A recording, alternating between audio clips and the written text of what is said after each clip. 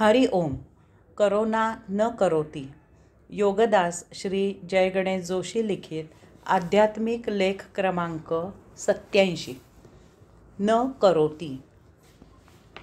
आपल्या स्वस्वरूपावस्था प्राप्त साक्षात्कारित ऋषींनी ध्यानासाठी संधिकालाला फार महत्त्व दिले आहे.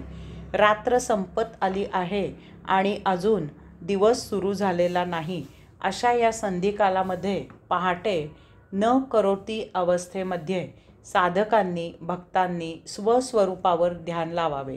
तसेच दिवस संपत आला आहे आणि अजून रात्र सुरू झालेली नाही अशा या संधिकालामध्ये सायंकाळी न करोती अवस्थेमध्ये साधकांनी भक्तांनी स्वस्वरूपावर ध्यान लावावे.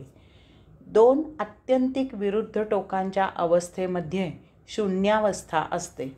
या शून्यावस्थेमध्ये अलीकडील टोक नाही, पलीकडीलही टोक नाही, तसेच संधिकालावस्थाही नाही. अशा तिन्हीच्या पलीकडे तुरीय चौथी अवस्था असते. नित्य योगाचरण करत या न करोतीमधून शून्यावस्थेमधून त्या गुह्य गुप्त गूढ गुहेमधून आपण त्या पूर्णत्वाकडे यात्रा करू लागतो. यात्रा पूर्ण होणे किंवा न होणे हे आपल्या शुद्धत्वावर पावित्र्यावर अवलंबून असते. यास्तव आपण आपल्याकडून शुद्ध पवित्र योगिक आचरण करत नित्य नियमित संधिकालात ध्यानस्थ बसून सतत परमात्म्याकडे झेपावत असावे. जसजसे आपण शुद्ध पवित्र योगिक होत जातो तसतसे आपण परमात्म्याच्या द्वारी निकट निकट पोहोचू लागतो. यथाकाळी त्याच्या द्वारी पोहोचणे होते. आता त्याच्या मर्जीने तो आपल्याला आत प्रवेश देतो. लेख क्रमांक 88. न करोती. आपल्याकडे जे आहे ते वापरून वापरून त्यामधील आपले आकर्षण हळूहळू क्षीण होत जाते. ह्या उलट आपल्याकडे जे नाही त्याचे आपल्याला आकर्षण असते आणि ती नसलेली गोष्ट आपल्यासाठी महत्त्वाची होते. नसलेल्यामधून जणू काही एक प्रकारची शक्ती निर्माण होते आणि ती गोष्ट मिळवण्यासाठीची जिद्द आपल्यामध्ये तयार होते. ही नकारात्मक शक्ती असते.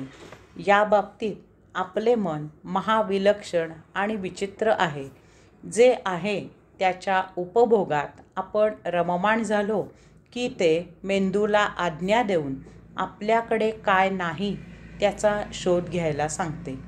आपल्याकडे कोणती वस्तू नाही, आपण कोणत्या ठिकाणी भटकंती केली नाही, आपण कोणता उपभोग घेतला नाही त्याची यादी स्मृतीच्या मदतीने बुद्धी तयार करते. जणू काही संमोहित झाल्याप्रमाणे आपण सर्व शक्ती बुद्धी कौशल्य इत्यादी वापरून ते मिळवण्याच्या कामाला लागतो. जणू काही हा आता आपल्या जीवनमरणाचा प्रश्न निर्माण झाला आहे. या नकारात्मक शक्तीचा आपण अध्यात्मासाठी सदुपयोग करायचा आहे.